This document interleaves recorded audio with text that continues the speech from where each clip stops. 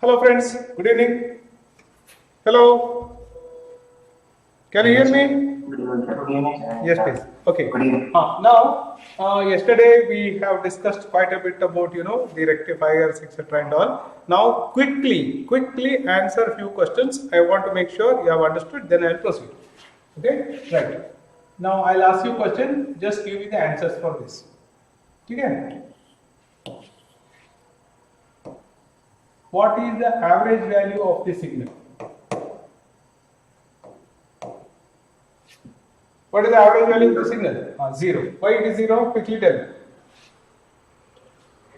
Because this positive area plus the negative area will give you 0. So average value is positive area plus negative area divided by this time period. So positive area plus negative area is 0. So you get it as 0. Correct? Okay. Now supposing I will take a signal like this. What is the average value of this? 0. 0. Good. Average value is 0. Good. Now, what is the RMS value of this? What is the RMS value of this? 0. Huh? 0. V? Yeah. ಸರಿಯಾಗಿ ಮಾತಾಡ ಪಾಪ ಅಂದ್ರೆ ನಂಗೆ ಏನು ತಿಳಿಬೇಕಿದ್ದು you are speaking the class come on what is the RMS value of this what you told is correct tell it loudly V by root 2. V by root okay so what happens when you take RMS value it is square of this value right square of the negative will also become positive then this area plus this area will get added right root of the mean of the squares then you take the mean divide by 2 pi then you take the root of that is root mean square value got it same thing for this also now you see when I want to know the power of the signal okay then it will be V RMS square by R got it Yes, sir. so this is V RMS. We are going to use the RMS value to find the power of the AC signal. Now similarly, if you want to know the DC value is nothing but the average value. Okay, then we take only this area, again this area. So in this case, average value is 0. Got it? So therefore, in this case, average value will be 0, but only RMS value will be there. Correct? Okay. Now I will ask you the next question.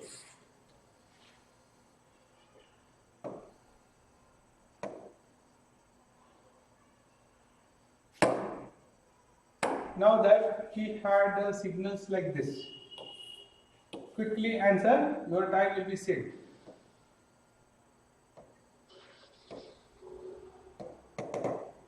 Zero, pi, 2 pi, so on. Okay? Now, what is the average value of this signal?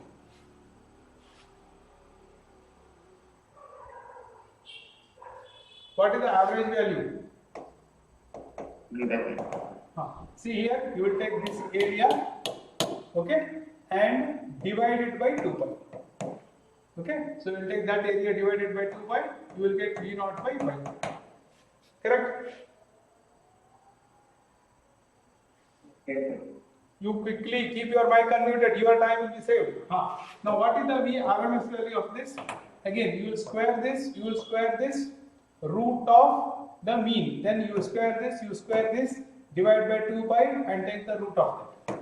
Okay, so if you do that, that will give you what? V naught by 2.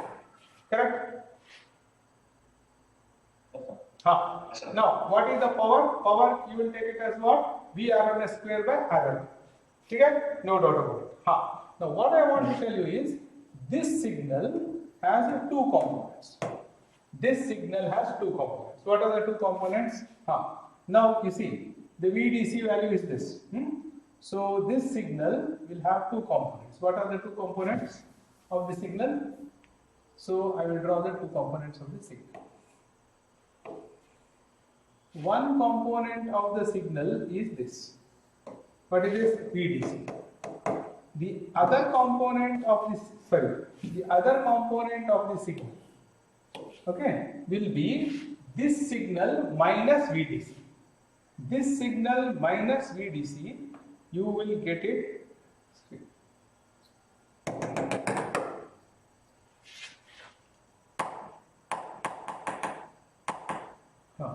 You will get it.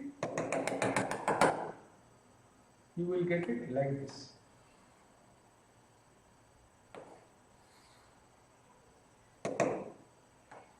Understood? So now you see this signal, this signal plus this signal will be equal to this signal. Correct?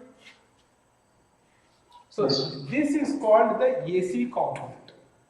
AC component. And this is called the DC component. So therefore this signal can be split into AC component and DC component. Clear? Yes, sir. If you have doubt, you ask. All your numericals is based on this. No. See what is the average value of this signal? Average value of this signal is 0. Why? Because this area will be equal to this area. So divided by 2 pi, you will get it as 0. Got it? Okay. Now the VDC of this is 0. Right? Now VAC. So VAC is nothing but the RMS value of this signal. Correct? RMS value of this signal. Right? VAC is RMS value of this signal. Correct? Yes, sir. Now RMS value of this signal, RMS value of this signal, if I write it as V RMS square, then this will be equal to the VDC square plus VAC square. Did you get it? Yes, sir. If you have any questions, you ask. VAC means what? RMS value of the AC component of the signal. Clear? So this is how you have got to handle this and solve the various numericals that I am going to present to you. Okay? Shall I proceed? Yes, sir. Okay.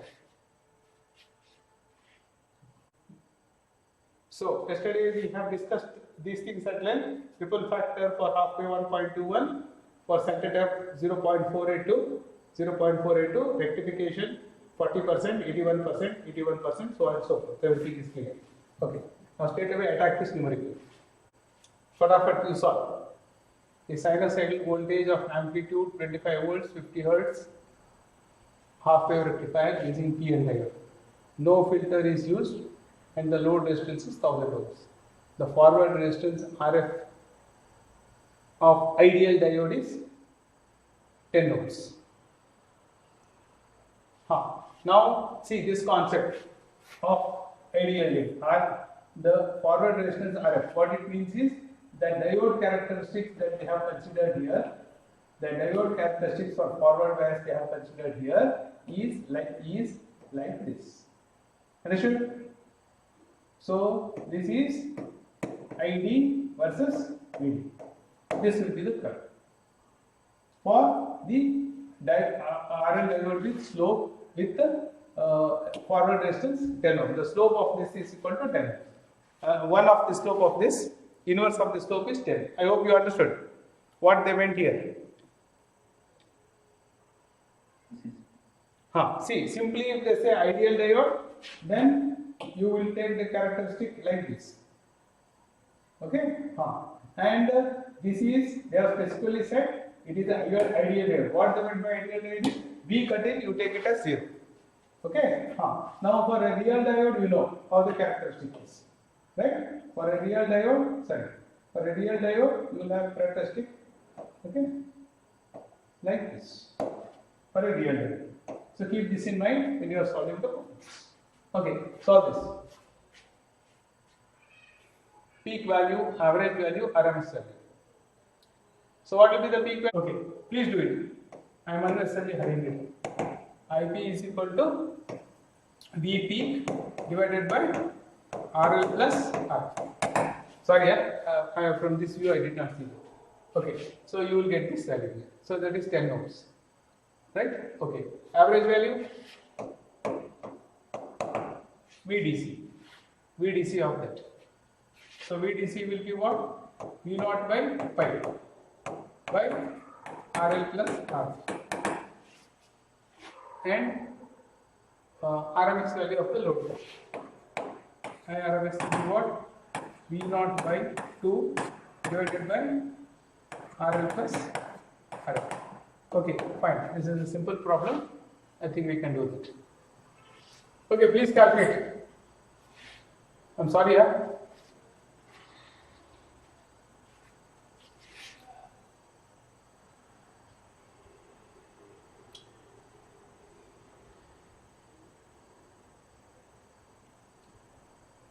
I think you got the formulas here, all of you? Yes. See, I am in a bit of hurry here. I have to complete this. These are all small problems, illustrative problems. If you are getting this right, yes, right. Then, what is the DC output power? IDC square into RL. Correct? IDC square into RL. Right. What is the AC power? Tell me. If you tell, I will be happy. Fast. RMS value of AC component. Yes, RMS value of AC component, I RMS square RL. Rectification efficiency, theta is equal to, okay, it will be PDC upon P AC. Input. P input RMS. And ripple factor.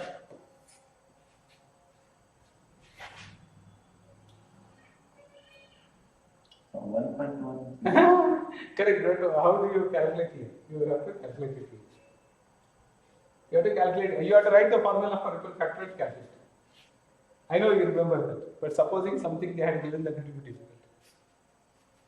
As the ripple factor is concerned, okay, so you use the basic for this one. Ripple factor is IAC upon IRMS. Correct? Ripple factor. So IAC, IRMS square is equal to IAC square plus IDC square. Did I write this correct? Ripple factor. It is not IRMS, it is IDC, correct?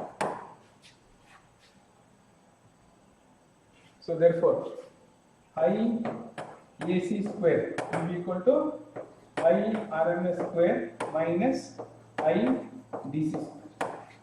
Okay, so if you take IDC square common here,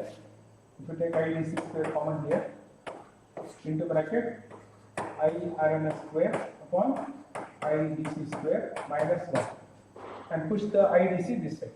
If you push the IDC this side, then you will get the ripple factor, because this is ripple factor, correct?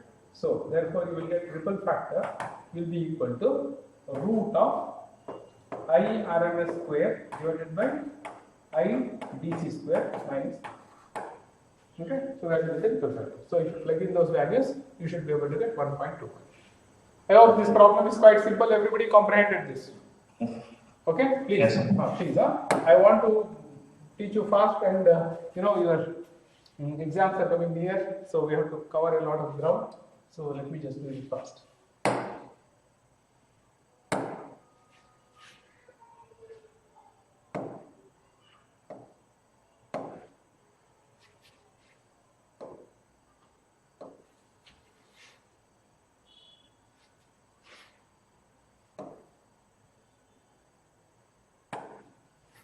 Okay, so formula used, correct? We are getting this value.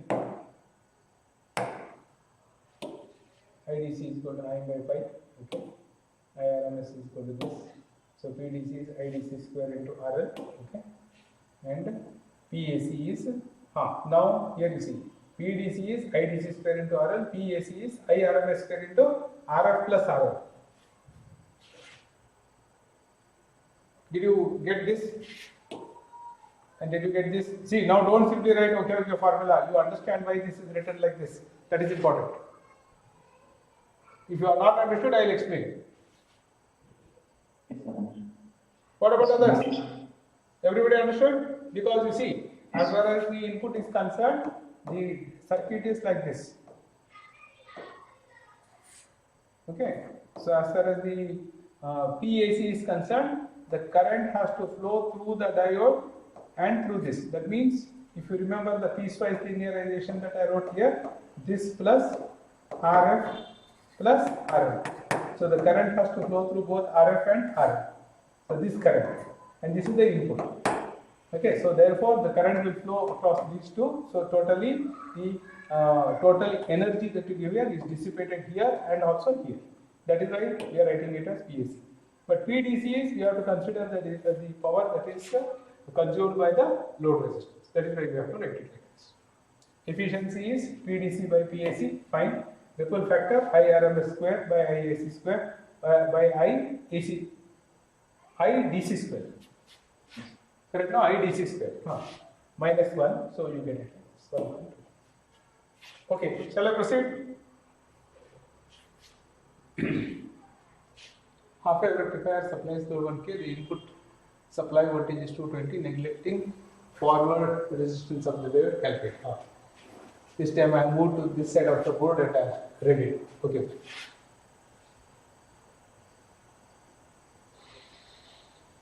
Now tell me what is VDC. If you have got the answer, tell me what is VDC first.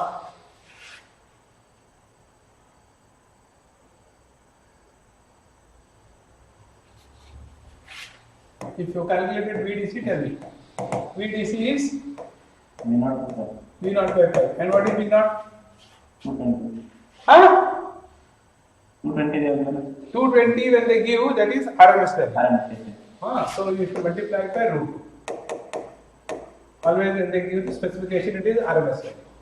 Okay? Divided by 5. So this gives you the VDC value. Okay? And IDC value will be, what?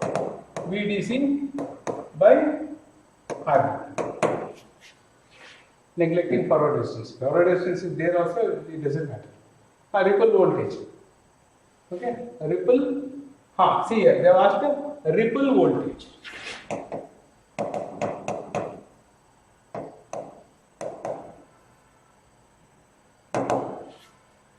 They have asked ripple voltage. So how do we calculate ripple voltage? V RMS square will be equal to V AC square plus V DC square. Okay, so they are asking this voltage. They are asking ripple voltage. RMS value of the ripple voltage. So RMS value, this you have calculated, this minus this will give you this. Okay? Yes. Fine. See, this is how you know they will ask. That's why I was very specific about explaining this at the beginning of the class.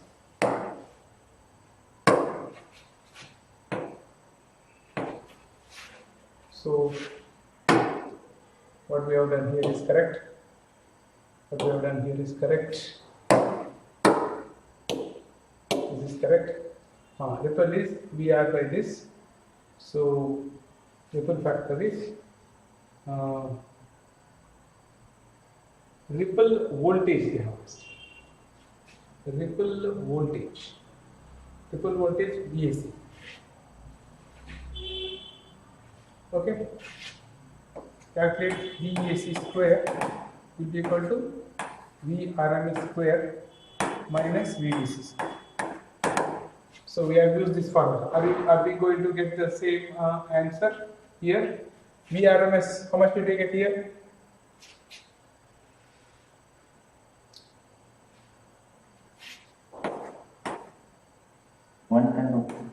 V0 by 2, V0 square by 4 minus VDC is V0 square by 5 square. No, I am just saying whether what we have written this formula is correct.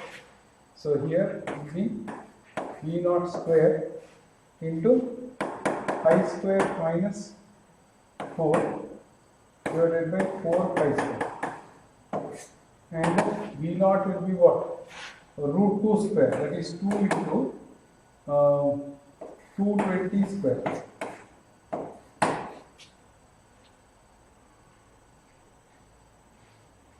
right, upon 4 pi square into pi square minus 4, approximately. If I calculate this approximately, pi square will be 9 point something minus 4 will be 5, and here 2 ones are 2 2s are, this goes, so there will be 2 here, and pi square approximately I will take it as 9 into 220 square, 22 is a 484, no? Hello? 480. 484, no? Right. 484 into 100. Okay, so here this is 2 nines are approximately, if you take here 5 ones are 5 ones, approximately I am taking 2 twos are 4, I take here 4 ones are 4 twos are 4 ones are 121 into wait, sorry, correct. You have to take the root of this, man. You have to take the root of it. You have to take the root of this. So if you take the root of this, you will get this. Correct.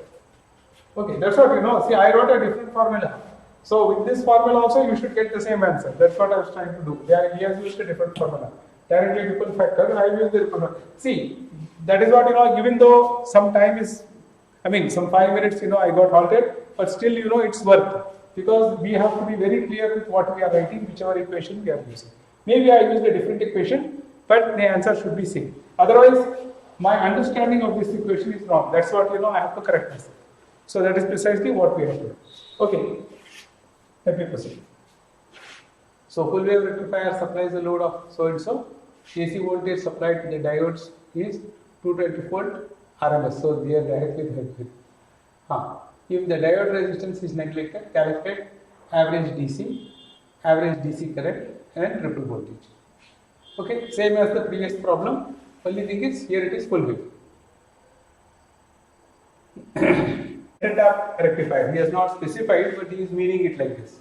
So you know we meant it something else. So what he is meaning here is you have got a center tap, you have got a transformer like this. This is what he is telling. And the feeder voltage here is 220 volts RMS line. So 220 volts RMS line. And if he is using center tap, then he is using 2 diodes here. Center tap. Okay, so this RL is 1000. So in this case, the full wave rectifier supplies voltage of 1 kilo. The AC voltage applied to the AC voltage applied to the diodes is 220 volts RMS. See, now please read this very carefully. If the AC voltage applied to the diodes, that means what? That means he is telling this voltage. AC voltage applied to the diodes means he is meaning this voltage. Correct? Or something else we should mean. This is not this voltage. He is meaning these are the voltages that is applied. RMS value. Hello, are you with me, students? Yes, sir. See, because he has implicitly meant it is full wave, it is center tap rectifier. So I have taken it something else. So that is why we got something else. Okay. Now carefully, if you read here, and if you, because he has not told it is center tap, so we have to take it as center tap and then solve it. So okay, if this is 220 volts, then the average DC voltage. So now what will be the average DC voltage here across this? If this is the data given, if this is the data given, how will you handle this? So see, you cannot directly use some formula and all here. Okay. So the best way is what will be the waveform across this. The waveform across this is going to be like this. Hello, 0, pi, 2 pi, and this value is V0, and V0 will be equal to Vrms into root 2. That is 220 volts root 2. Okay. So calculate the DC value of this signal. DC value, you can get the DC value of both the signals, but you should take 220 volts is coming across each one of them. Yes, sir. So you will get what here? The VDC value will be equal to 220 root 2 divided by, this is V naught, isn't it? 2 V naught by 5. By 5. What is the value we get here?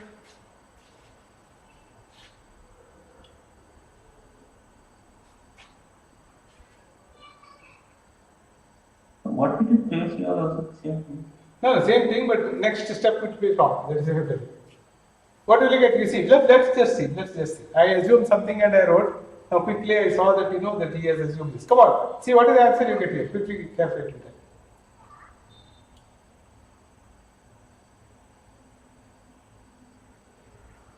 Approximately what will be the answer? Approximately. I would write it like this. Approximate value. Root 2 I will take it as 3 by 2. Approximately into 2 divided by 5. 5 I will take it as 3. 3 will cancel, this will cancel. So approximately I will get the answer close to 220. Calculate the VDC value. Approximately, right? Average DC current. So the average DC current should be this voltage divided by 1000. Same thing. Okay, let me see.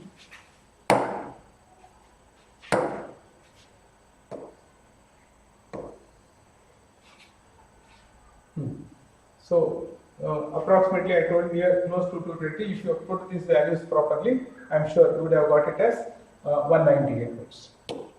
Okay? Yes, sir. Huh? What will this first option we got the Okay, we got the same answer, but I thought of a different configuration. So I just said, okay, which center tap क्या होता है देखेंगे. And for full wave rectifier, this is RL divided by this, you get this answer. Okay? Hello? Yes, sir. Yes. So a ripple. So the AC value of the ripple divided by DC, that is V R RMS is called R into VDC. Yes, same thing what we used this time. So we are going to get it. Right? Only ripple factor will be 0.482. For half wave it is 1.28, 1.21. So you will get this answer. Okay? Yes, sir. A full wave PN diode rectifier used load resistance of so and so. No filter is used. Assume each diode to have idealized characteristic with RF is equal to this, RR is equal to this. Sine wave voltage is applied to each diode, has amplitude of 30 volts and frequency 50 Hz. Okay, same like what we have done before.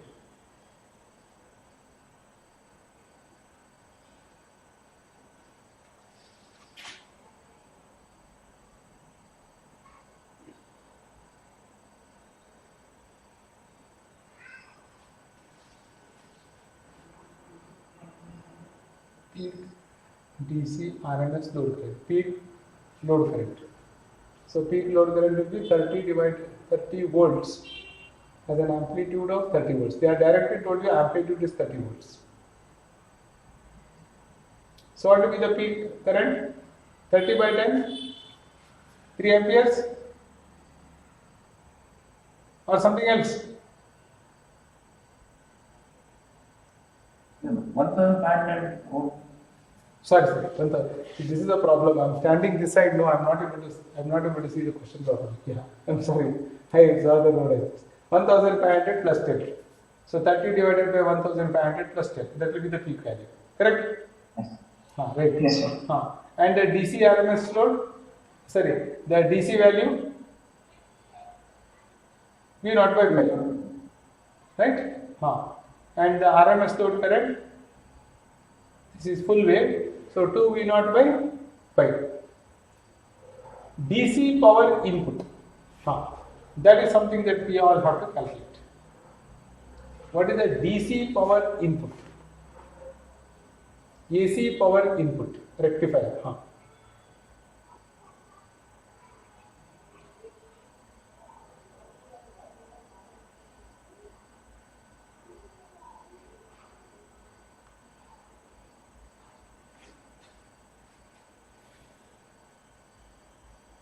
So again, you think of using the center tap and you get hold of these values.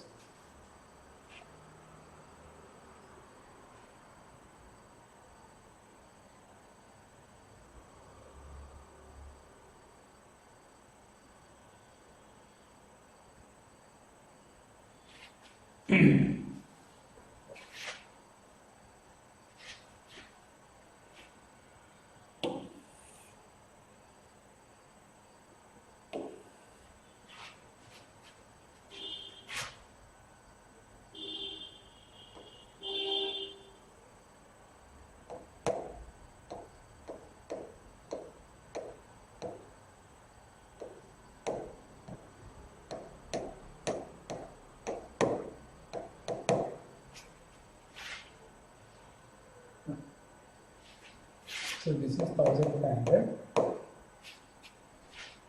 and this 100, okay. 30 volts applied to each diode. So that means now the waveform that you are going to apply at this point is going to be this. See, that means now this waveform is going to be like this, no doubt. But what happens? Only this excursion, the signal will go inside. Other time the diode is off. Correct? So the DC power input means, the DC power means, now see the input AC voltage is this. Okay, input AC, see the AC voltage across this terminal is like this. Is like the AC voltage applied here will be of this part. But the current will only be of this part. Correct? Hello? So the DC power input means you will, DC power input means you will take this current, the IDC of this. So IDC of this will be what? IDC of this is, say, V0 by pi, okay, divided by the resistance. What will be the resistance? RF plus RF. This will be IDC, right? This will be IDC. IDC square into RF plus RF, because they are asking you DC power input. So if I say input, I should say RF plus RL, I should take it. So this one will get cancelled. So V0 square, so you will get here V0 square by pi square into RF plus RL. Am I right, students? Anyway, you calculate this way. How much you got to take?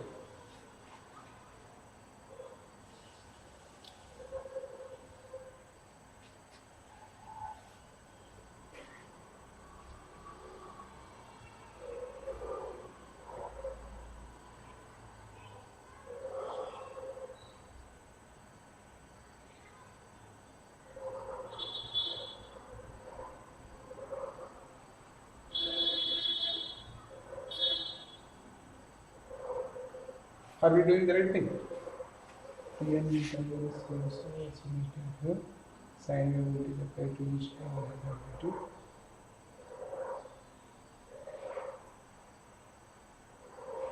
No, are we doing the right thing here?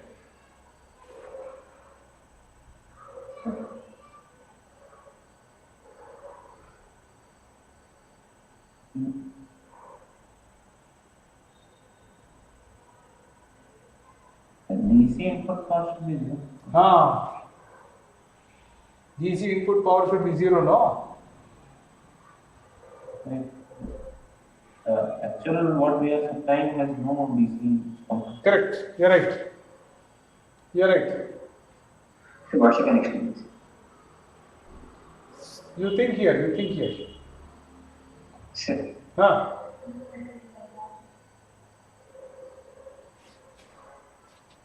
Yes, sir. Input should be 0.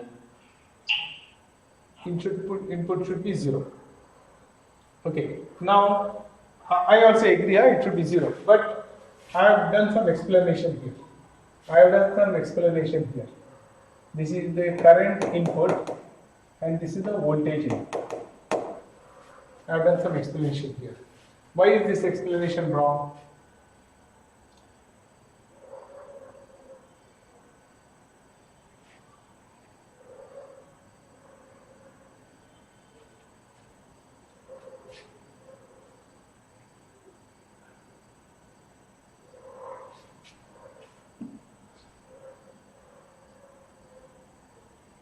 Try to understand, try to tell me why this is wrong. The DC load current, see what the DC load current is V naught by pi divided by RL. But the DC input power, I explained it like this. So somewhere I have gone wrong. Where is that I have gone wrong? See, the voltage here is like this, and the current is only during this excursion the current will flow. So I am just taking the DC value of that current. If I take the DC value of this voltage, it is 0. If I take the DC value of the current, then I am going to get something. The DC value of the input current, I am getting something. Why is that I am wrong?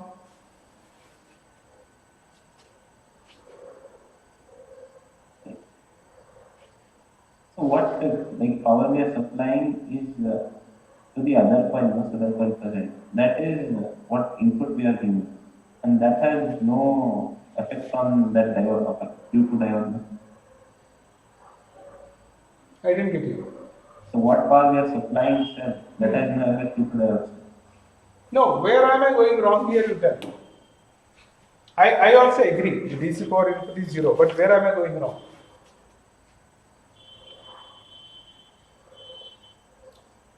See, look at this and tell me where have I gone wrong?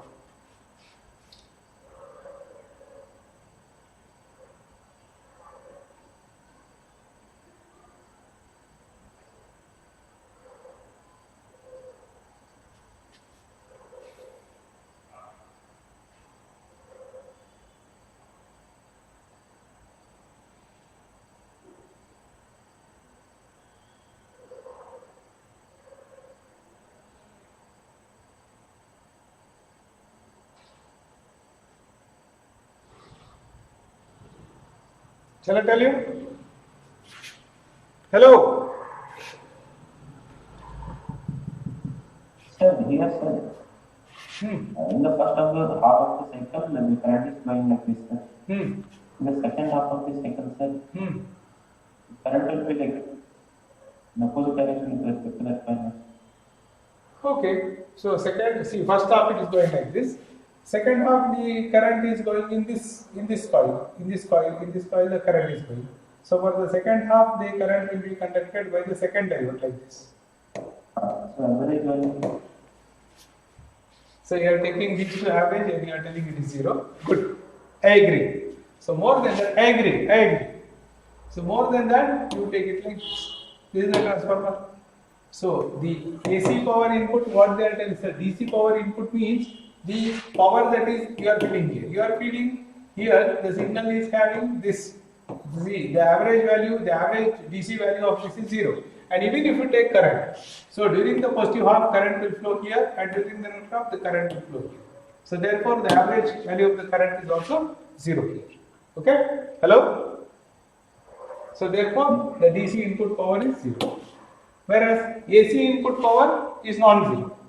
Correct? Because the RMS value of this, what will be the AC power? VRMS input into IRMS. Yeah. Okay? So that both of them are there, and therefore you will have AC input power. And rectification efficiency, of course, it is 0.481. Okay? Hello? 52%. Sorry. I calculated the ripple factor. I was calculating the ripple factor. I'm very sorry. My mind is somewhere here. So it is 81.15% rectifier efficiency. Okay, fine.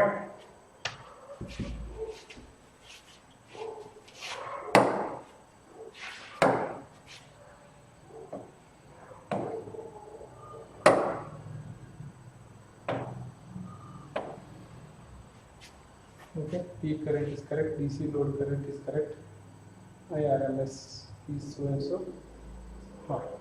DC input power they are not given is 0. DC output power is IDC square RF, AC input power is IRMS in RF into R2. Okay. Okay, shall we proceed? Yes, sir.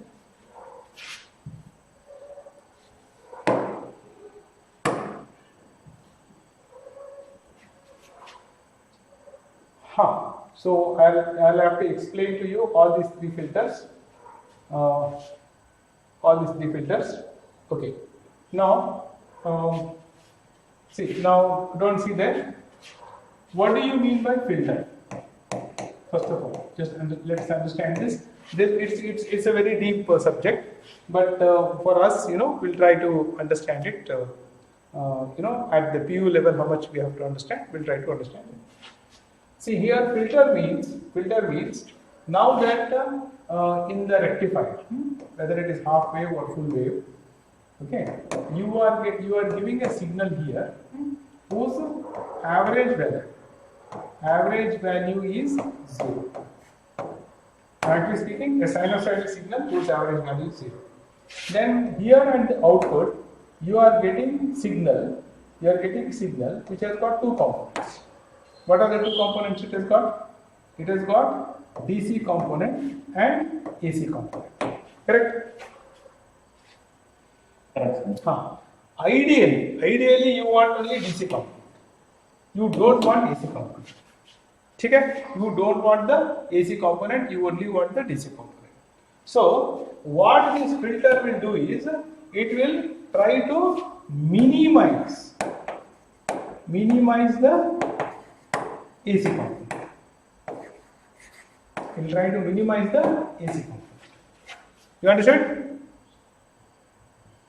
Yes. That is precisely what it is. Now, what I would like to say is, now this signal has got certain ripple factor. See, for half wave it is 1.21 and for full wave it is 0.482 something like that. Ripple factor. Okay? So here you see, more the ripple factor, that means the AC component that is riding over the DC component is very heavy. 0.482 means the AC component riding the DC component is there, but it is 0.482. Got it? Yes, sir. So therefore, our filter, when you add a filter to this, that is to this output, if I add a filter, then I should get the output. I should get the output whose ripple factor is lesser than this one. Or that is one thing. And if this filter can also enhance this DC, if the filter can enhance this DC, that is an added advantage. So that is precisely what a filter will do. Mainly, you see, by adding a filter, you are going to minimize the AC component at the output. You cannot completely eliminate, but you can minimize. And thereby you will see the ripple factor will improve. Now you can see the waveforms here. I hope this is visible to all of you. Is that visible?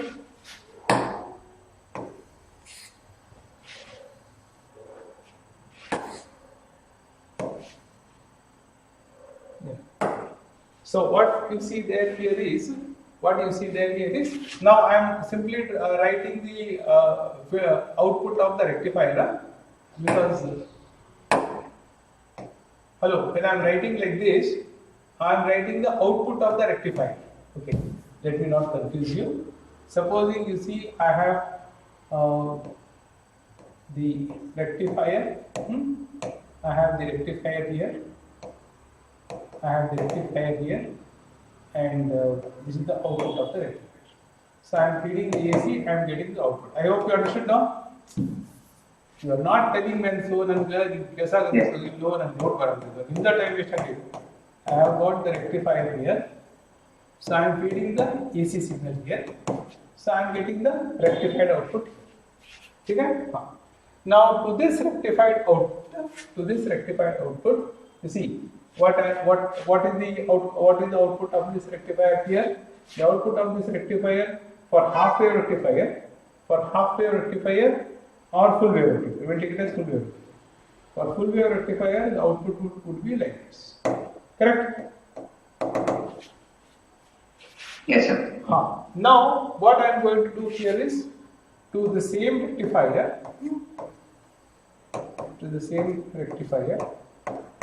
Okay, at the output. Okay, see, you understand one thing. The output means what? I am connecting a load here, RL. Okay, that is there. That is understood. Now here, in addition to RL, in addition to this RL, okay, I am going to put a capacitor parallel to that. I am putting a capacitor parallel to this. Okay, so what will be the consequence of this capacitor if I put it in parallel with this? I think yesterday slightly I have explained this to all of you. Okay, so here as it is, you see the input voltage. Okay, the input voltage. As the input voltage rises, okay, input voltage is going from 0 to some peak value. Right? Hello, are you with me? Yes, sir. When you switch on the rectifier. So input voltage is going from 0 to V0 value. So, and the rectifier is on. The rectifier is on because this voltage will be more positive than this voltage. So whatever is this voltage, the same voltage will be here. That means whatever is this voltage, that voltage will appear across RL and that will also appear across the capacitor. So the voltage at this point, if I have to write, the voltage at this point corresponding to this, if I want to write the voltage at the output, the voltage at the output will also go up like this, same like this. So this will also be V0. When you switch on the rectifier. Hello, are you with me? Yes, sir.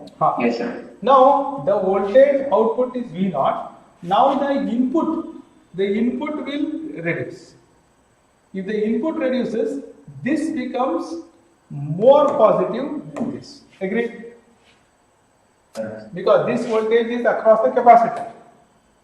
Correct? So this voltage becomes more than this. So the rectifier will turn off, or the diode will turn off. So this is the voltage across the capacitor, and the input is falling.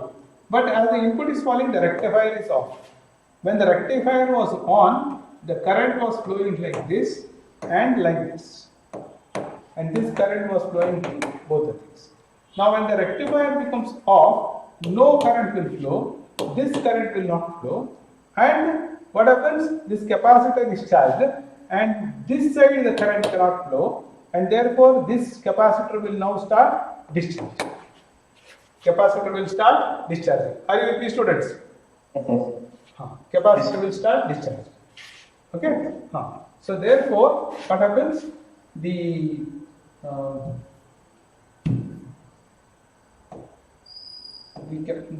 capacitor will start discharging means the value of the voltage at this point will start decreasing.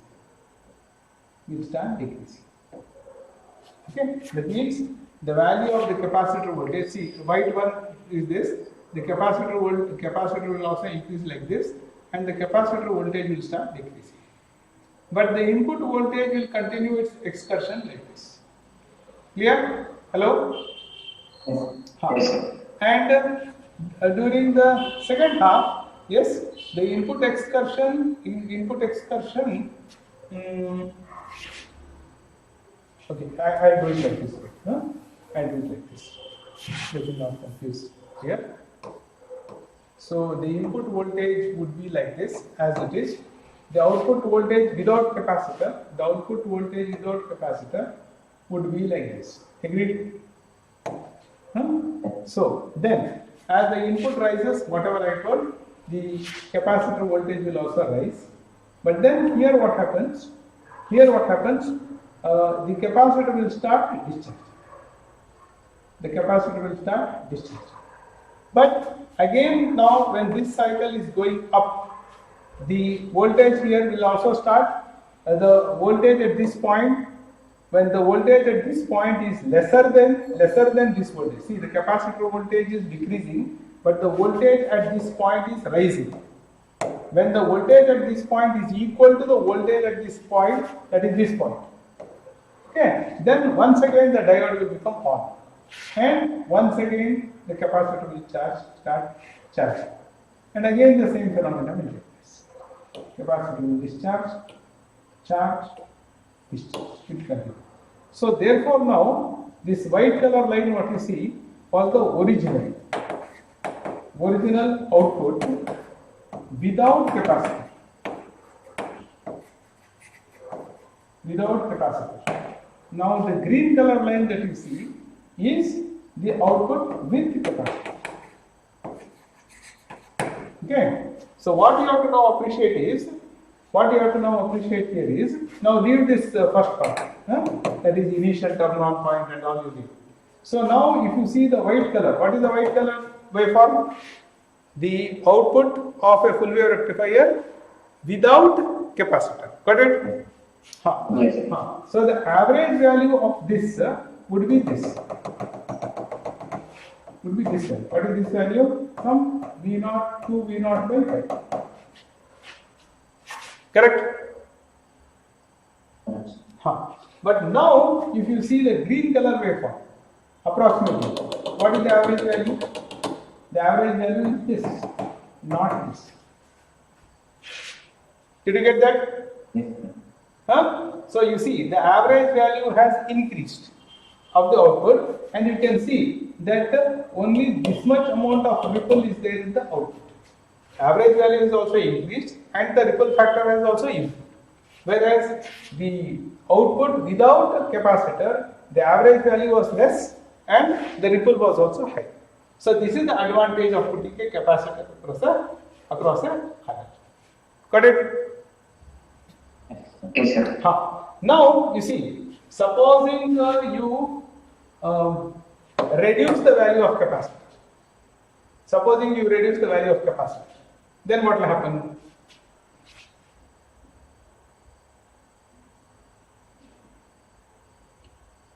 Then what will happen here is this capacitor, because see, here it is the RC time constant. You remember RC time constant for discharge of a capacitor? We have studied the capacitor. Okay. So here you see the C value is very less.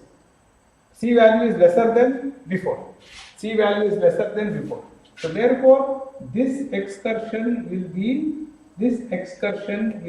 like this.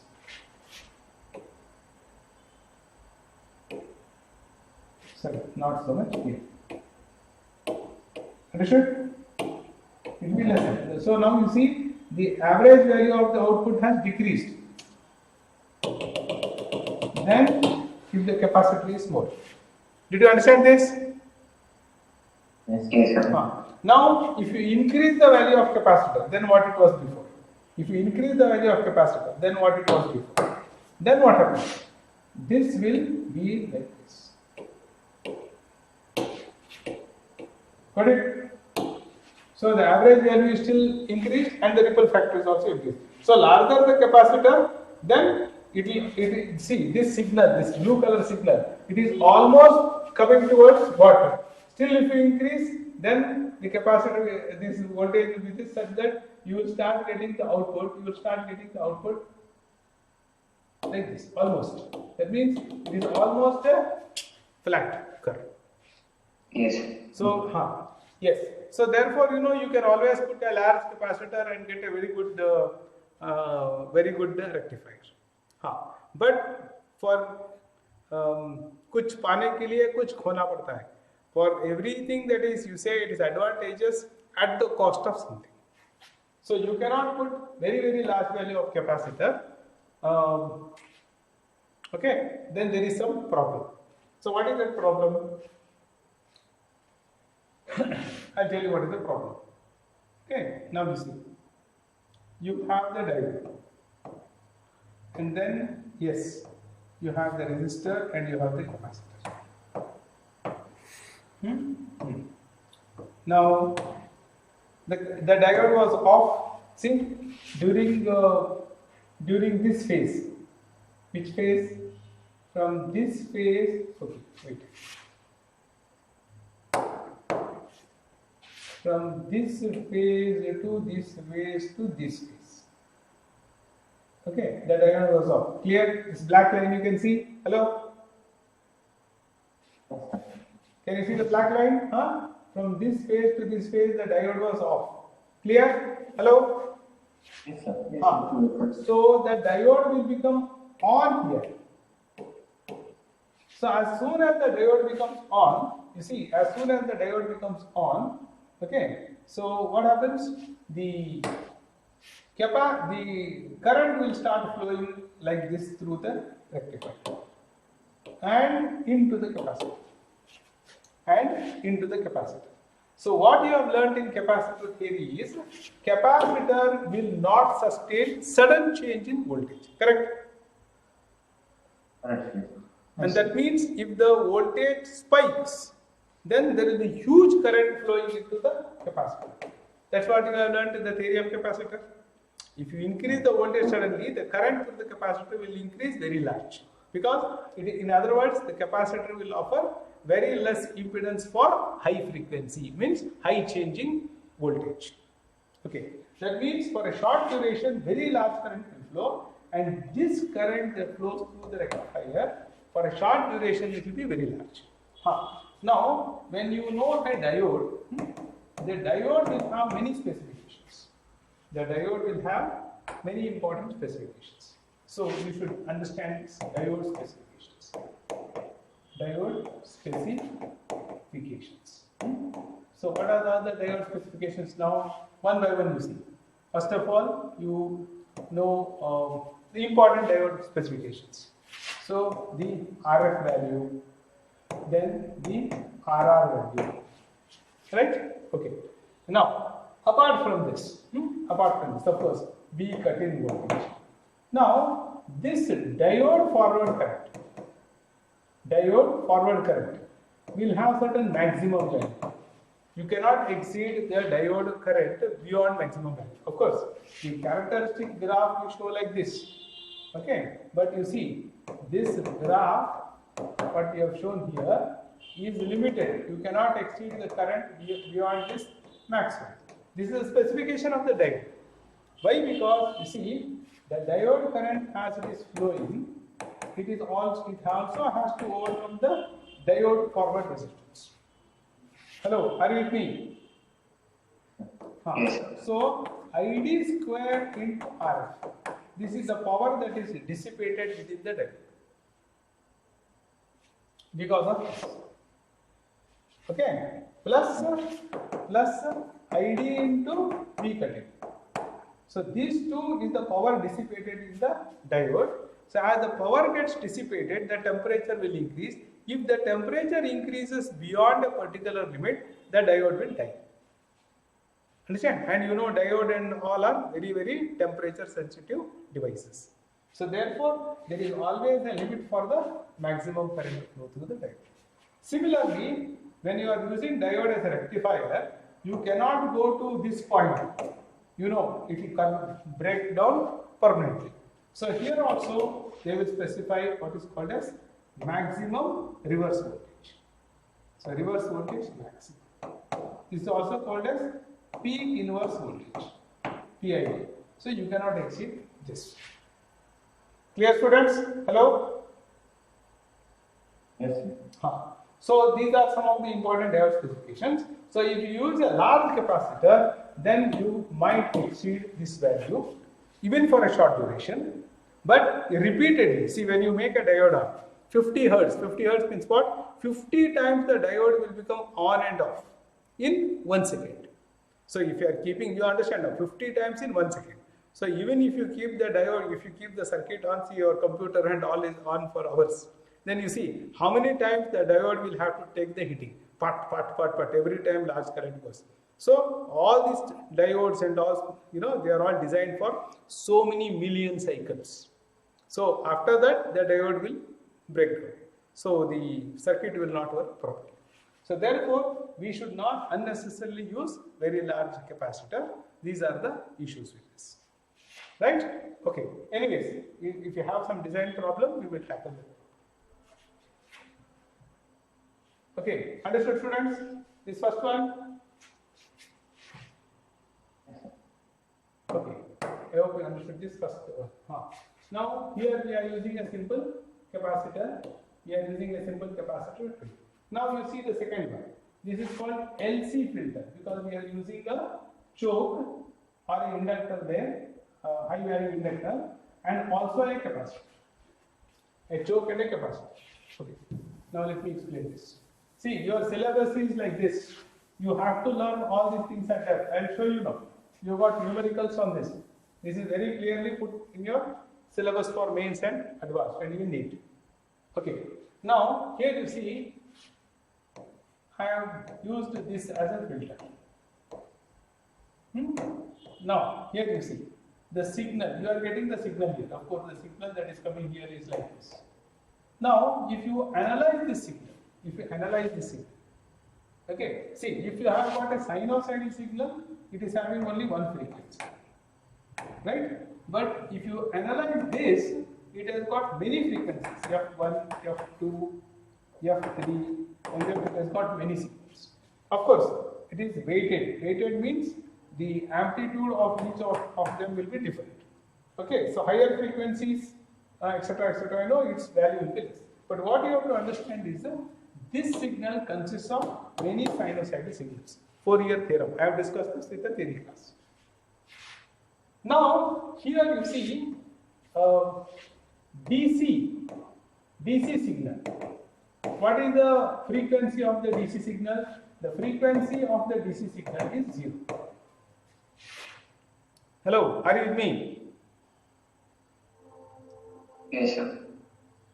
Okay, so that means now when you are getting this signal, you are getting this contains 0 frequency signal plus other frequency signals. So for DC, we want, the low frequency. The lowest frequency is 0. And we in fact ideally don't want these frequencies at all because we don't want ripple. But you have to live with some ripple. It's not that you can eliminate the ripple. I hope what I am saying is making sense to all of you. So that means now this whole thing we are going to call it as a filter. So here capacitor is filtering what? The high frequency components. Why capacitor can filter high frequency component? Because the impedance of the capacitor. You see, the impedance of the capacitor is what? 1 over omega c, or 1 by 2 pi fc. I suppose you remember this. So therefore you see, larger the frequency, smaller will be the impedance. That means for high frequency, the impedance is less. So high frequency components will pass through. The low frequencies will come to the low. Low frequencies will not get filtered. High frequencies only will get filtered through the capacitor.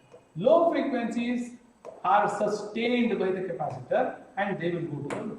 And that is one way, that is why you see the average, that is why you see the ripple factor will increase. Are you with me, students? Understood? The high frequency will. See, now this impedance of the circuit is dependent upon the frequency. Say now I have got a frequency component which is very, very high. So for that this impedance is less. So it will rather go like this. This impedance will be more. So it will seek the path of low impedance and it will sink. Correct? So high frequencies will sink. Not that it will completely sink, but yes, it is a low impedance path. So most of the high frequency components will die down here only. Only the low frequency components will come here. That is why the performance of the circuit will improve. So this sort of a network is called low pass. What is this called? See, here you are feeding a signal, and this is the output. This is input, and this is output. So here you see you are feeding a signal. High frequencies are getting filtered. It is going here. Low frequencies will come out. That is called low pass filter. Low pass filter circuit. That means now, if you see the characteristic of the output, VO versus frequency. VO versus frequency. The filter characteristics will be like this. That means, you see here, for lower frequencies, the output is high. and for higher frequencies, the output becomes less. Did you capture what I told? Yes, sir. Okay, so this is the characteristic of the low pass filter. So lower frequencies will come to the output. That is precisely what we want. Higher frequencies will be attenuated. Okay, is this understood? Yes, sir. Students have to cover a lot of ground. See, your physics chapter, it contains small things like this. Okay, you have to quickly learn. Now, you see another thing, pi filter or LC filter. Sorry, the LC filter. So here you have got an inductor. And when you write like this, it means it is a choke. And then you have got a capacitor. And then you have got a resistor. Okay. So here you see an inductor. What is the impedance of an inductor? It is omega into L. That is 2 pi f L. And what is XC? 1 over omega C. That is 1 by 2 pi FC. So here you can see for higher frequencies the impedance of this is very large. Means it will block the high frequencies to a very great extent. And this will allow the high frequencies to sink inside. So the idea here is if you are feeding a signal here, majority of the high frequencies they will get attenuated. See, they will get attenuated. Attenuated means if the amplitude of the high frequency signal is big, this will, by the time it comes out here, it will become small. That is called attenuation. Hello, are you with me? Yes, sir. So, high frequencies will get attenuated. At the same time, XL is low for low frequency signal because it is 2 pi f into L. So, the low frequencies will easily pass through. High frequencies will be attenuated, not eliminated. Further, whatever signal comes here, even this will attenuate the high frequencies further. And again, this will allow the low frequencies. So, you have got double filtering here. So, the high frequencies are consumed here and allowed here. So, you are making this even better than the previous circuit. So, you will get better performance from this than this network. Did you understand? There is not an enthusiastic yes from the class. Yes, sir. Yes. So, this is pi filter. So, here what happens? Most of the high frequencies will be attenuated by this because this will eat up. Whatever escapes, again some more attenuation will take place here. And again some more attenuation will take place here. And you will almost get a flat signal. It's called pi filter. Okay? Yes. You want to ask any question, you can ask if you have. Feel free. Because you have got to solve some numericals and interesting questions in the examination.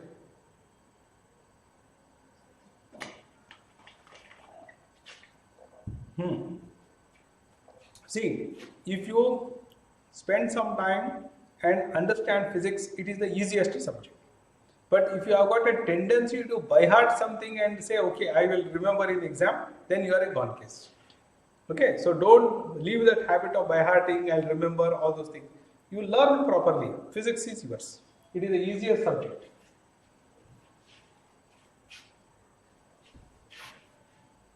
Okay. So now I'll deal with Zener diode. Okay. Now what is the symbol of Zener diode is this. The symbol of Zener diode is this. I think in the last class we have discussed avalanche breakdown and Zener breakdown. I suppose you remember that. Hello. Hello. Yes. Now a quick recap. This is the PN diode. Now if you reverse bias means you make this positive, you make this negative. Then as you know, the depletion width will increase. The depletion layer will increase. Correct? The potential energy barrier will also increase. Correct? If you reverse bias it. Hey, yes, no, go. Okay, here for potential energy barrier will also increase. Yes. But this potential energy barrier will increase for what? For majority charges. Okay. For minority charges, the potential energy barrier will actually decrease. Okay. So the minority charges, that means the electrons here and the holes here, they will now start penetrating and going through the depletion layer. Agree? So this is depletion layer. The minority charges, so depletion layer will contain what? The depletion layer will contain what? Hello? It will contain ions. Okay, immobile charges. Okay, that means, see, this has become plus y because the electron it had is now what? Has now combined with the hole that has come here. So this has become a trapped charge, and finally this is also trapped charge. So now an electron from p side, for which the potential energy barrier for minority is less, and therefore this will start going inside this. And if the reverse bias potential is quite high, this will have very high kinetic energy, and as it is going inside, this what it will do, if it encounters an ion, it will kill this ion, or it will go and remove the trapped charge from this ion. That means violently the electrons and the holes are generated here, and these electrons and holes which are generated in the depletion layer will have higher energy because this has come and collided with this. That in turn will kill, will destroy some more ions, and that will become a chain reaction, and this entire thing will get a depletion layer ions. Most of the ions in the depletion layers will get smashed out, and a huge quantity of charges will come out of the depletion layer. Okay, and that is what we described it as avalanche phenomenon. Hello, are you with me? Yes, sir. Now, in the Z level, so this is called avalanche breakdown. Avalanche breakdown. Okay. Now, further what we do, see the technology in engineering. Now, if you take a diode, now you can dope it. You know dope. That is, you are going to add the dopant as per your choice. If you make it heavily doped, that means you are increasing the doping concentration. So if you increase the doping concentration, what happens? We have studied that in theory. I spent so much time. If you increase the doping concentration, what will happen in the diode? The depletion regime will decrease. Good.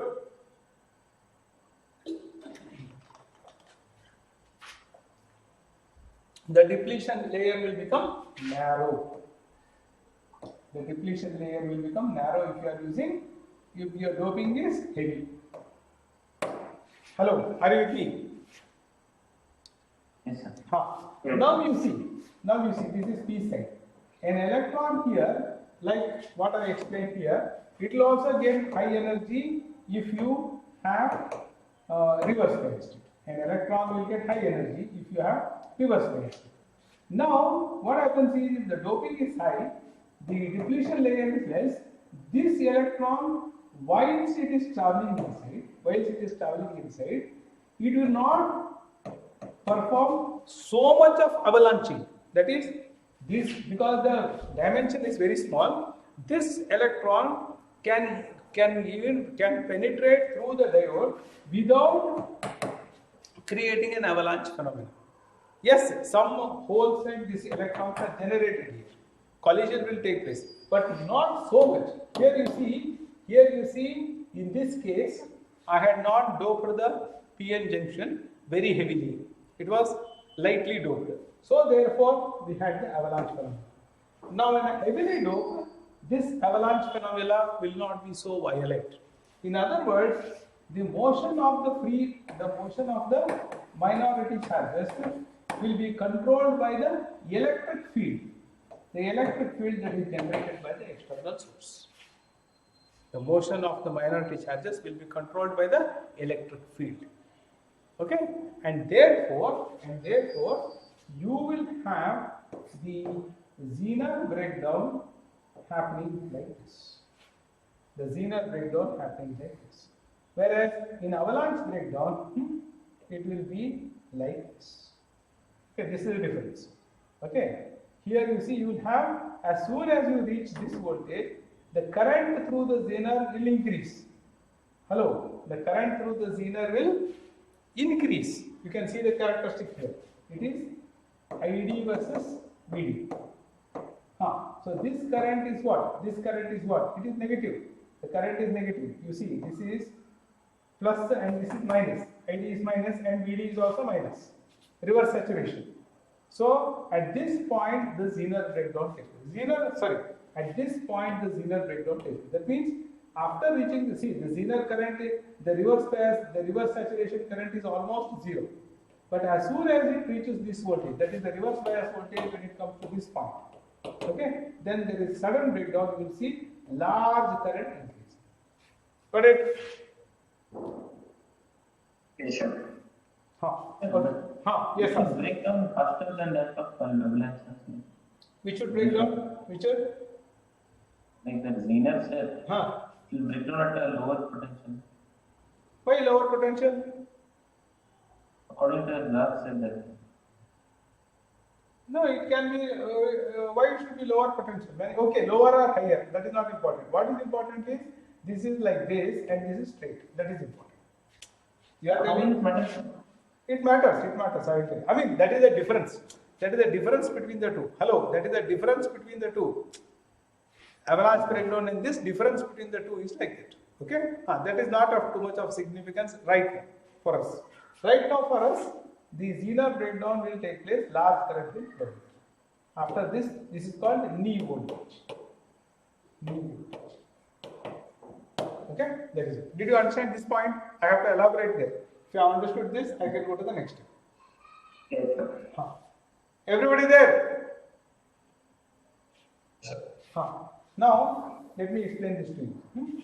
Now, frankly speaking, and the reverse breakdown, it will be slightly like this. That is, see here, this is the knee voltage.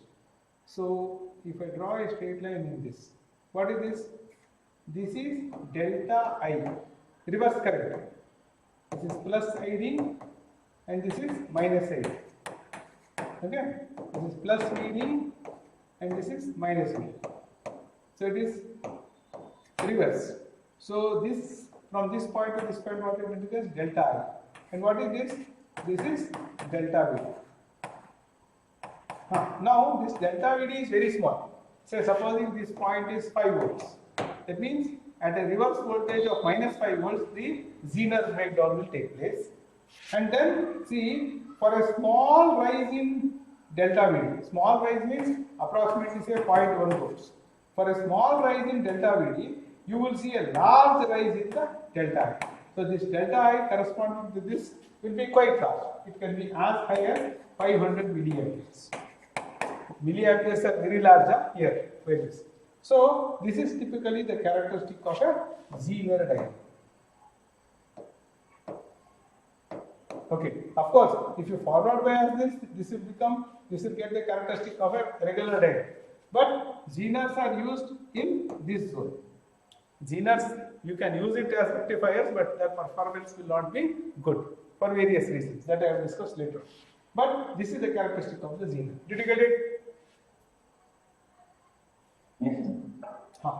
Now you will understand this better. See, now you will understand the utility of the Zener now. Have you discussed this in your college? Zener diode, how it is used, what is the advantage and all. If you know something, you tell me so that I can quickly take you forward. Not properly. No, whatever improperly you have studied, you tell me. Whatever you know, you tell. I can take it further from that because I don't want to waste your time. That is it.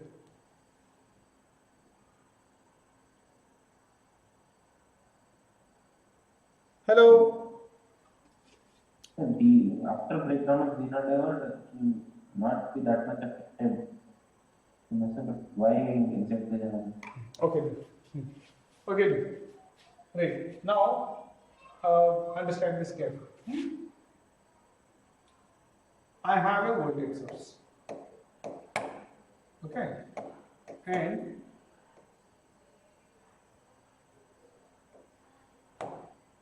so this is one resistor, and this is RL. This is RL. RL means load resistor. Okay, and this is V. So here you see this load resistor. This load resistor can vary between plus and minus delta R. This load resistance can vary between plus and minus delta. Understood? That is, I put a load which is not constant, it can vary. There are some loads like that, not like a bulb, some loads are like this. Now, you see, this, I need the voltage across this load. I need the voltage across this load. The voltage across this load must be constant. Constant means, you see, if I need some voltage, then the percentage change, that is VL plus or minus 0.1%. I can tolerate this. I hope you understood this percentage. That is, there is a nominal value of VL. I can tolerate an increase or decrease of say around 0.1% of the VL. That means if I design this circuit, say supposing I will take V in as 20 volts, okay, and I will take this RS as say 10 ohms and this RL as 10 volts. Sorry, this is also 10 volts. Then what will I get here? I will get 10 volts here. If both are 10 volts, I will get 10 volts. Correct? Hello? Okay, I will take this as RS as 100 and this also 100. If both are 100, I will get 10 volts. Correct? Yes. Now, supposing this RL becomes 90 volts. Then what will be this voltage? What will be this voltage? This voltage will be what? 20 volts divided by this plus this. 100 plus 90, 190 into 90. So what will be this value? Use a calculator and tell me fast.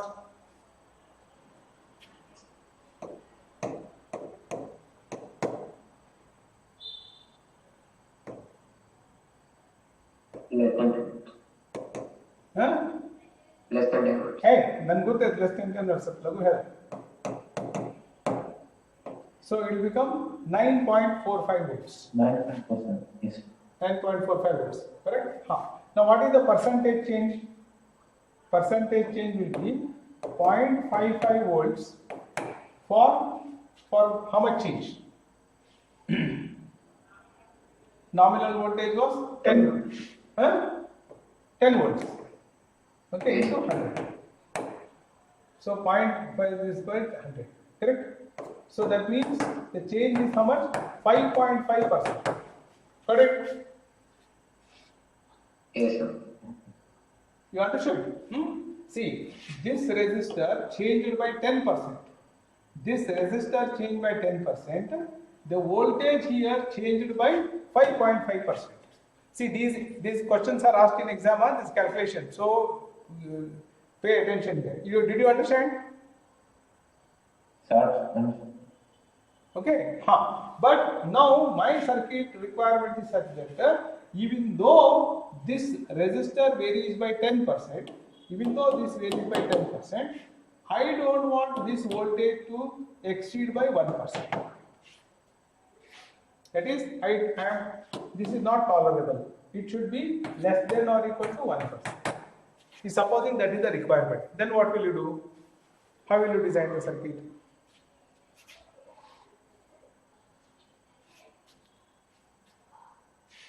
Okay, you don't know how to design, don't do. That means now here I will use the word called voltage regulation. Voltage regulation.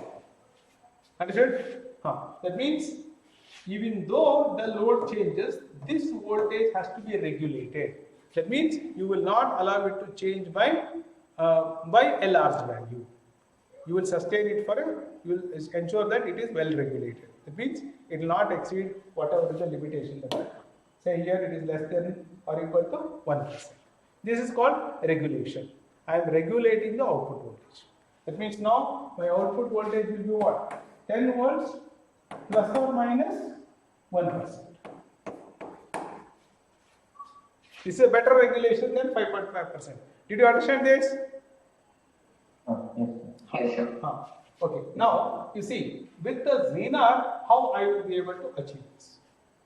I will be taking some more time. Anyway, today was a holiday for all of you. I'll just take another 10 minutes and complete this.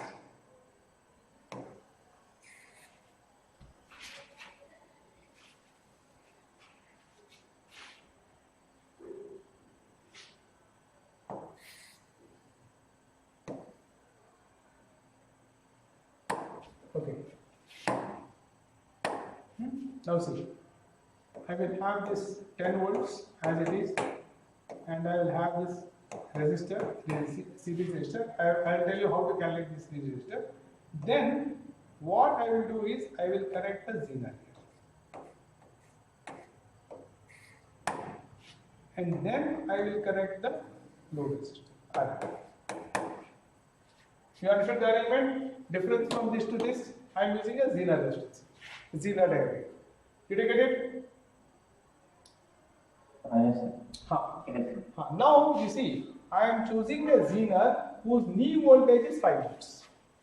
Whose knee voltage is 5 volts. That means when I am going to give it 10 volts here, the voltage at this point will be 5 volts. The voltage at this point will be 5 volts, and assume that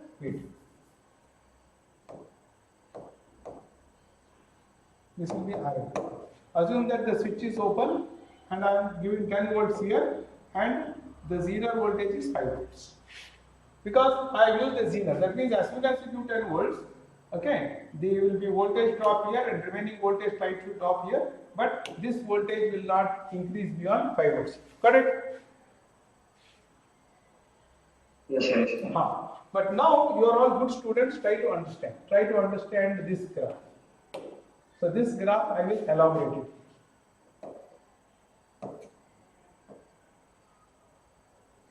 I will slightly elaborate it. Okay. So this point is 5 volts. Okay. Now this current, this is the Zener current.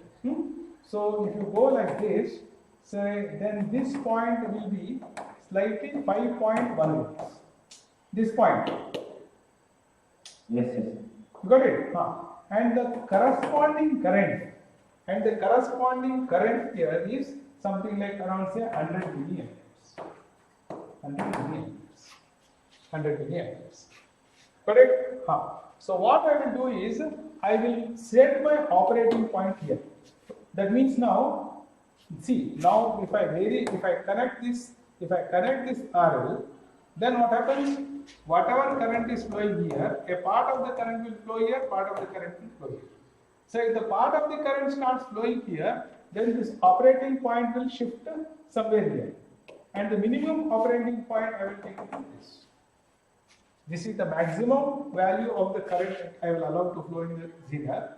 Now if I now connect RL, and if I start decreasing the value of RL, this RL will start taking some current. So this voltage across the Zener will slightly increase. Okay. So now here I will design this RS.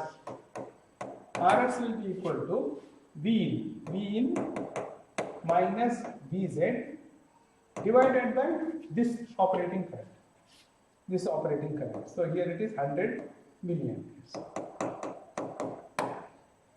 So in this case it is 10 volts minus 5 volts divided by into 10 to the power of 3 divided by 100. So that gives you 5 into 10, that becomes what? 50 ohms. I hope you understood this. That means I should put this resistance of 50 ohms.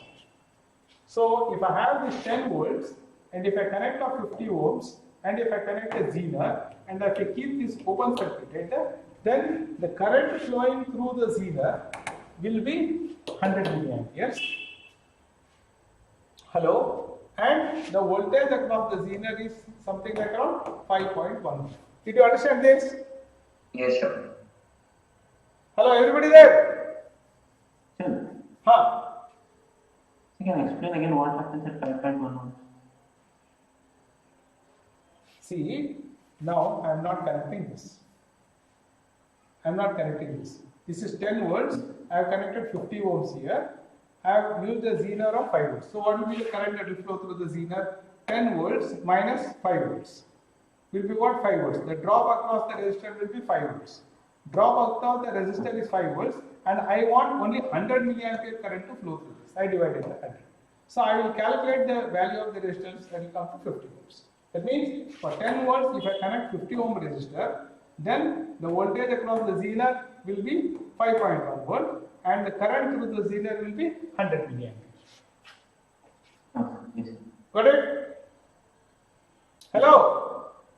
Yes, yes, sir. This is a 10 milliamp.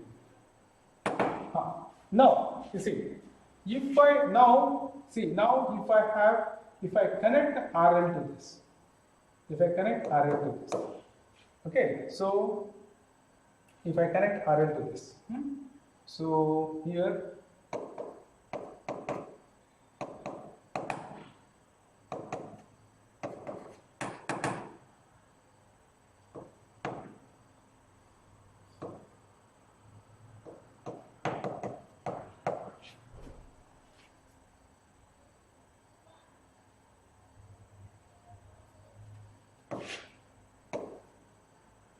see, now here,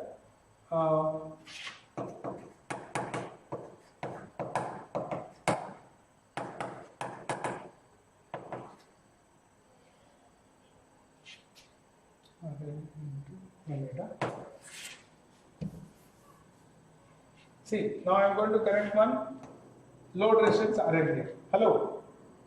Hello? Hello? Yes, sir. And assume that I can vary this RL. So the minimum value of RL is RL minimum. So RL minimum into, you see here, out of 100 milliamperes that is flowing here, 90 milliamperes I will divert it to, 90 milliamperes I will divert it to RL. Okay? And the voltage across this should still be 5. I will connect a resistor RL minimum, and see 100 milliamperes is coming here. I will allow only 10 milliamperes to flow through the zener, and remaining 90 I will allow it to flow through RL. You understood this? What I have written here? Yes, sir. And still the voltage across this must be 5 volts. I have written like this. So what will be the RL minimum that I can connect here? That will be 5 divided by 90 into 10 to the power of 3. That is 10 to the power of 3 will come here, 90 will come here. Okay, so you calculate this and let me know. What is this value? 5000 divided by 90. That is 500 divided by 9. So 500 divided by 9. 9 5s are 55.56. So I can connect a minimum resistance of 55 ohms, 55 point something, okay, 56 ohms I can connect. And if I connect a resistance as low as 56 ohms here, this voltage will still be 5 volts. Got it? Yes, sir. And if I increase this value of the resistance from 55 ohms to say 100 ohms, if I make this 100 ohms, so if I make this 100 ohms, see, as the resistance value is increasing here, this current will decrease. Yes, sir. Okay, but what is happening here? This current now is bifurcating into two branches. So this current decrease, then this current will increase. Let it increase, but this voltage will not increase. The voltage across this will slightly increase. Say it can just become say 5.1 volt or 5.12 volts. That means for a large variation of this, the voltage across this variation is limited, regulated, and that is possible because of a zener. Yes, sir. Okay, only Arun said yes. Who else will say yes? Who else will say yes? Understood? Sir, Huh? Hey, you have doubt, ask me, don't do it.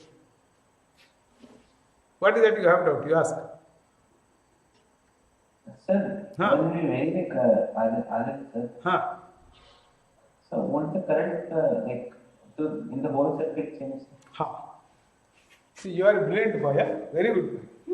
I appreciate. So for you, you are telling that even this current should change. That's what you are telling? Yes. That's what you are Yes, telling? Good. That's what you are telling is correct. It will change. It will change very, very nominally. Very nominally it will change. Correct. You are right. You are right. Because if this characteristic was like this, then this current would not have changed. Correct? Hello? See, if this voltage changes, then the drop across this will change. Naturally, this current will change. But what you have to understand is, see, this is what you are now entering the zone of designing. Designing means what? See, you will give a tolerance band. See, my circuit, see, because now if you take any measurement, you will not get 100%. See, I want 100 grams means you will not get 100 grams. You will say the accuracy of this machine is 1%. That means you will get either 101, so the whatever you do the measurement there, it will be between 99 to 101. Correct? Yes, sir, correct. So that is how we do the reality. So here for us the reality is this voltage, say it is 5 volts. So it will not change more than, see, the voltage across this will vary between 5 volts to 5.1 volts. Even the resistor here changes from 55 ohms to 100 ohms or so. This voltage will not vary beyond this. Got it? Yes. That's the idea. This current will slightly change, but the change you can calculate. See, how much will be the change in the current here? So if this is 5 volts, this is 10 volts. 5 volts divided by 50 volts will be how much? Will be 1/10 or 0.1 amperes or 100 milliamperes. Correct? If it becomes 5.1 volts, okay, then what will be the voltage here? 4.9 volts divided by 50 volts. 4.9 volts divided by 50. How much will be this current? 4.9 by 50, that will be 49 by 500. Okay, so 5 9s are 45, 14, 5 8s. So it becomes how much? 98 milliamperes. So this current, yes, if this diode changes by 0.1 volts, this current will change by 2 milliamperes. It is okay. Tolerance. See, this is what you are going to now start designing. So designing is all about, you have some resource. With this resource, I want this value. I want the values to be limited between these values. That's a challenge. That is what you will do as a design engineer. You will not be able to see, there is nothing like perfect truth, perfect lie, and 100% there is no absoluteness. Everything is relative. But how much accurate you can give, how much sensitive you can make, that is what a design engineer will do. I suppose you understood this enough now today? Everything? Hello? Yes, sir. Okay, thank you very much. Okay, diode and all is there. It is already 1:40.